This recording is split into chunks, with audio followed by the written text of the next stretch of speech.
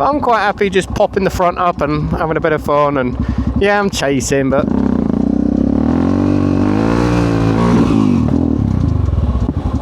one of my TikTok followers asked me if I would do a little video tutorial on how to wheelie an XT660. Now, I am not qualified for this. I'm still very much learning for myself at the minute. I'm yet to consistently hit balance point and even just to keep a wheelie going. I can chase them. So chasing is where you get the wheel up kind of halfway between on the floor and balance point, and you basically just speed up to keep the wheelie going. I can do that okay.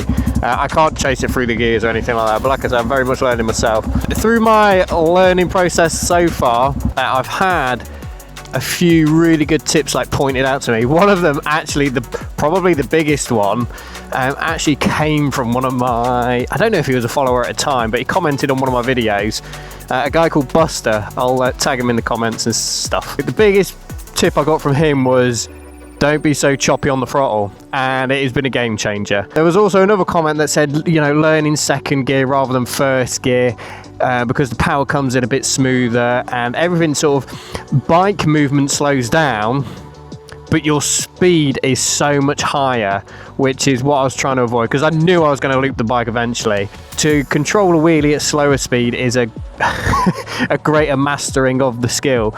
So I don't mind learning a little bit slower, but getting better for it, if that makes sense. If you've been following, as you can see by my previous video, I looped the bike and I'm so glad I did it at 5 miles an hour versus 25-30 mile an hour. The guy who asked for a wheelie tutorial on this, I'll tag you in the comments. I am no expert, but I'll show you how I pop the wheel up and all the rest of it and my process. So there's 3 main real things that I have found to be the key to my progression and learning so far. One, I watched a video on, it's either a Swedish or a Finnish lad, and he said always keep pressure on the back brake and almost control the wheelie, control the ascent with the back brake. That way you're always covered, you're always applying brake, and then it becomes second nature to you. The other one came from a bunch of I don't know if you follow these groups of guys in America, typically in New York and those sorts of places. These guys who go out on dirt bikes and they just 12 o'clock them and run riots through the street. And what this guy said, when he was explaining, he was most motorcycles, the angle of the fork, so the rake angle of the motorcycle, when that gets parallel to the ground, that is typically balance point. So when you're on the bike, you almost want to be looking down the forks at the same level as the ground, and that is, for this bike, I found that is it. That is exactly where it is. So between Buster telling me to be smoother on the throttle, less choppy, keeping the back brake covered in, controlling the ascent of the bike with the back brake from the Swedish guy, third biggest point when getting onto balance point is the level of the forks being level with the road, being parallel with the road. Biggest 3 tips I can give you. But you're trying to balance a 150, 200 kilo bike on its back wheel on a balance point of half a foot either way. He's going to end in tears at some point. Biggest tip for that is get back on it. In the video when I looped it and jumped straight back on it and carried on wheelie, because I'd already damaged the bike at that point, so I may as well carry on, right? But just to get over that fear of letting it ruin you a little bit. But yeah, the rest are hand controls. So specifically I forget your username, but I'll tag you in the comments and stuff. Wheeling an XT660. So this is the 660X. This is the Supermoto version. I don't think Yamaha changed a lot between the normal Enduro Adventure version versus the Supermoto version, other than the wheels. I think the sprockets and gearing are the same. Judging by how soft this suspension is, I assume the suspension is the same. Obviously the engine is the same. They changed nothing in terms of cam profiles or power delivery or clutch or anything like that. On the 660X, this is a 2004, so this is an early one, and the fueling, I'll tell you right now, is awful because it's got some exhaust on it and I don't think it's been mapped to it and all the rest of it. I mean, they're notorious for being shite anyway, really lurchy, really choppy in terms of low end, when you're down in the low RPMs and stuff. If you've got an XT660, you'll probably know what I'm talking about. But anyway, mine will wheelie in first on its own, no clutch, just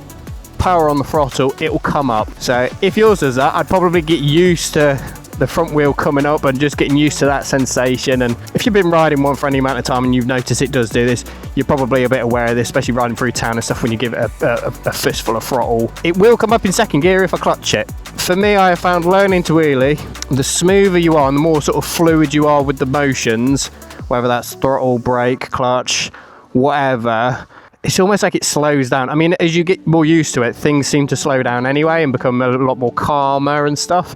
When I was starting, it was like it was fucking awful, and I thought I was being like an absolute hero. Absolutely not. But yeah, so first gear, you can roll it on, but I clutch it just to make it snap up a bit quick. Now, first gear is quite short on this bike, and it has caught me out a few times when I've popped the clutch in first, and it's came up far too quick and stuff. Typically, now I smack the back brake and it comes down with a massive thump. But we'll get into it. So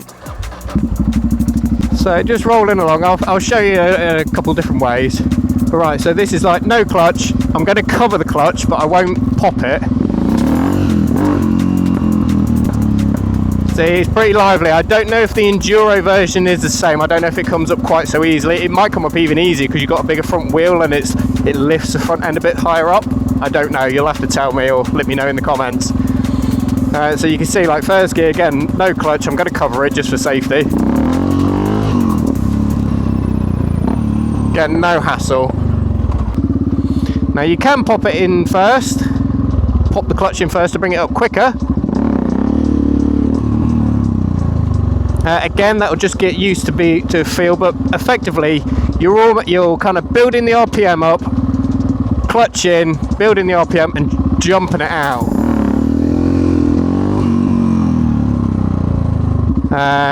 On the 660X, I found, like, first gear, you know, you can be going 7-8 mile an hour.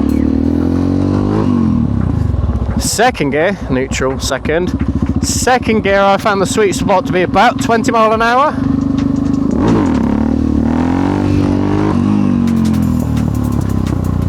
I don't know if you saw the speed then, but the speed was way up. I kind of just clocked it about 40 mile an hour, I think. But yeah, everything slows down, but you've got to commit more because you're trying to pull a taller gear. It's like, what a fucking way.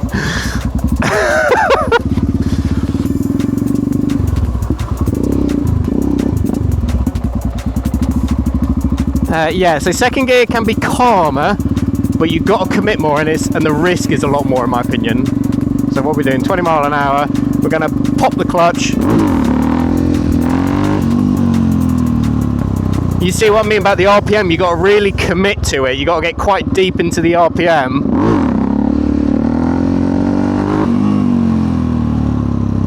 You've got to get quite deep into the RPM before releasing the clutch. Right. So that's probably it, to be fair. Like I said, with balance point, it's all about one, committing to getting it fucking high up and getting those forks parallel with the ground.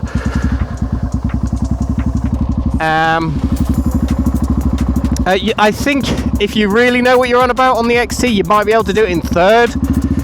I can't seem to get it to do it. I just don't think the clutch has it in it. I think the engine runs out of, you know, torque to get it up in third. So first and second are where it's at.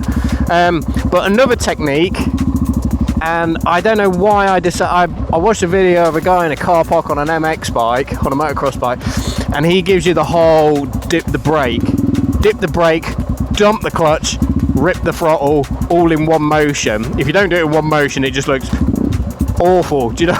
It's really shit. You just look like a pleb. But for some reason this really helps with just bouncing the front up almost, because you just effectively, all you're doing is loading up the suspension, catching it on the rebound and compounding that with releasing the clutch and piling on the RPM.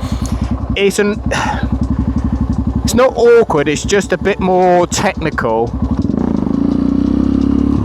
However, it does seem to, like, you'd need less RPM and stuff, and I think that's the better way to do it. But yeah, I hope this helps, man. Like I say, I don't think there's any difference between the Enduro and the Supermoto other than the wheel size, and to be fair, having the Enduro version, you've got a bigger front wheel, so effectively the bike probably sits a little bit more tilted, ever so slightly, but a few inches can always makes a big difference. yeah, so I hope you get on all right. RIP if you loop it. I take no responsibility. You do all this on your own back. But anyone learning to wheelie a bike has looped a bike at some point.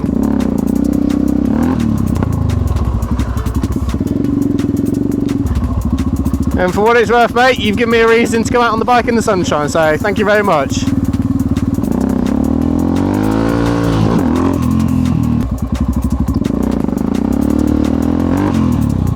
But I'm quite happy just popping the front up and having a bit of fun, and yeah, I'm chasing, but